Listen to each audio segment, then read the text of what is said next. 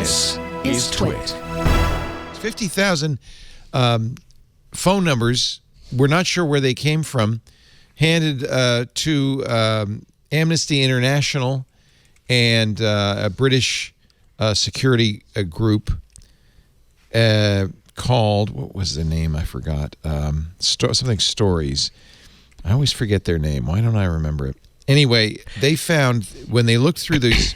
Go ahead. Do you know...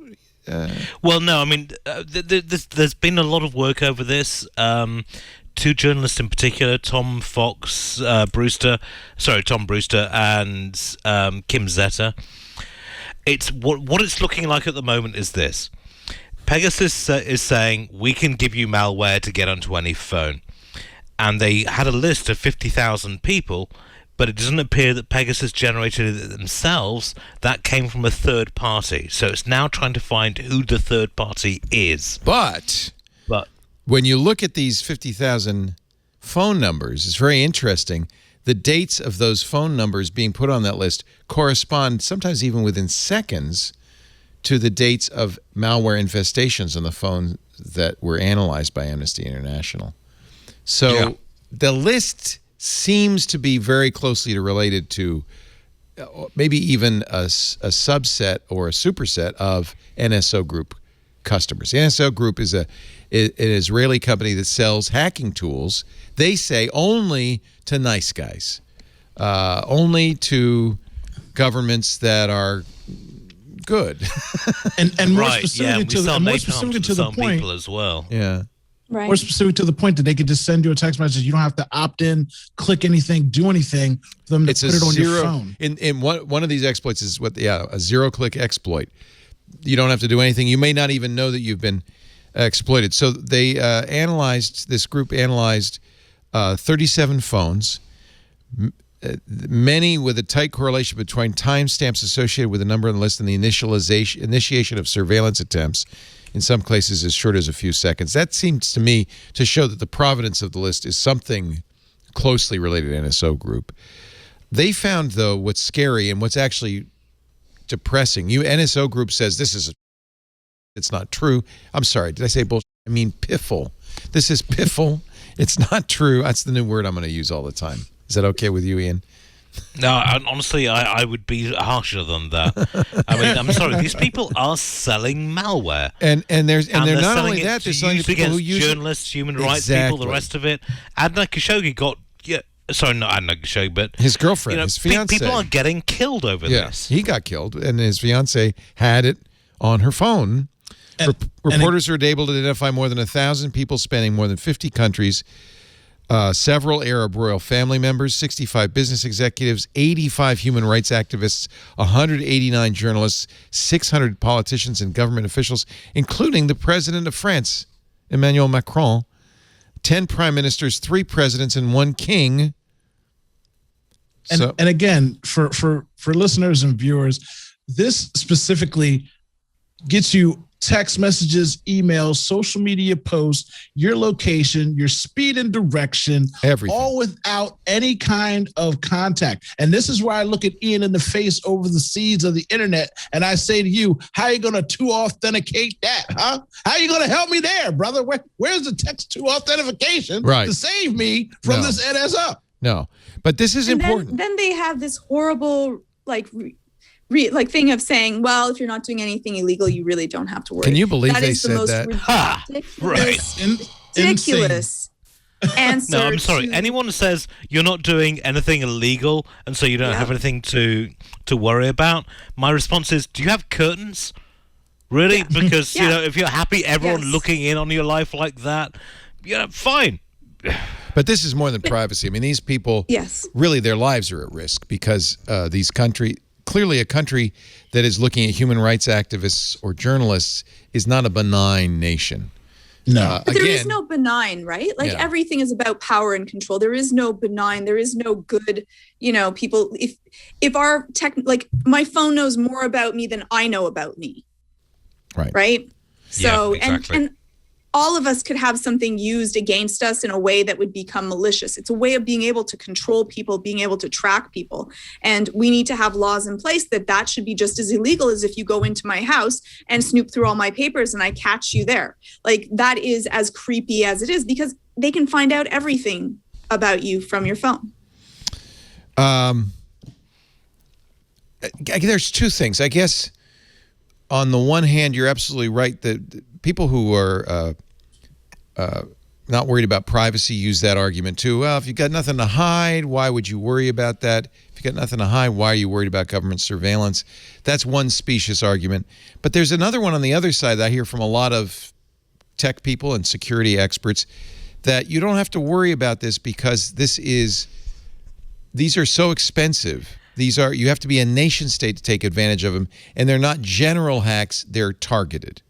So you and I have nothing to worry about from the NSO group, not because we haven't done anything wrong, but because we're just not going to be the subjects of this kind of attack. I think that's also wrong.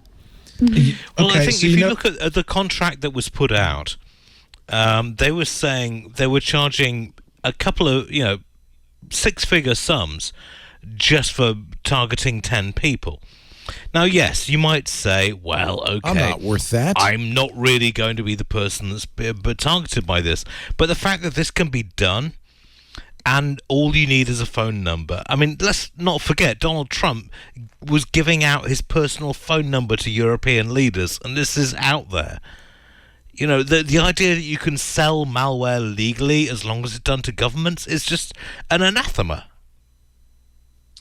Especially in the case points for using anathema. Right?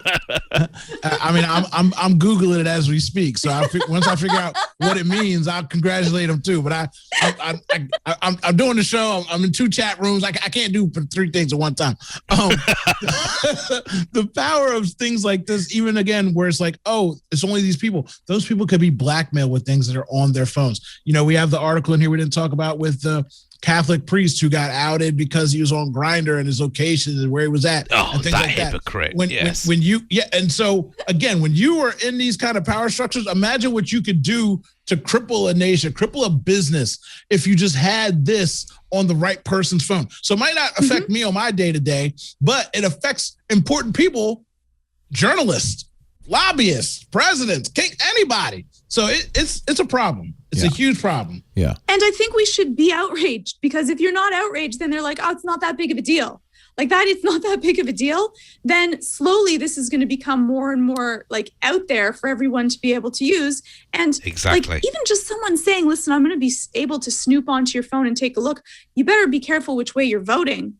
Like even if you're not sure if they're doing it or not, I think a lot of people would be worried about something that they're doing. Chilling effect. And the panopticon really effect. Yes. Back to BlackBerries and flip phones. So Matthew Green, there is something to say about an analog world. Matthew Green, who's a cryptographer, highly respected guy at Johns Hopkins University, wrote, I thought, a very good blog piece about it on his cryptographengineering.com blog, where he argues against security nihilism. He says a perverse reaction I've seen from some security experts is to shrug and say, well, there's no such thing as perfect security. The people we need to yell at, obviously, is the NSO group, but even more so, Apple and Google.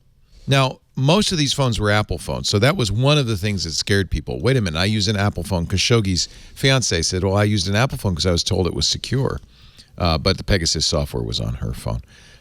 It should be really important to note there's both Android and Apple phones were hacked. There were only 3 Android phones, but that's more because I think the logs are deleted automatically by Android. So it was easier to find it on Apple phones. But he says, really what we need to do is demand of Apple and Google to do more to protect their users. And I think that that's fair. I think Apple and Google absolutely care about this, but they are also economic entities. And they're perhaps, doing the easy thing instead of the right thing. I think it's fair, but at the same time, if a nation state targets an individual, you are screwed. there is no way to get around it.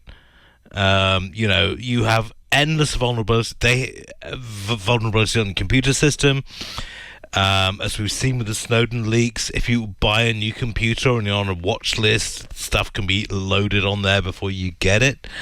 I mean, but these are some very small number of people. But Scott McNealy was right. Privacy's dead.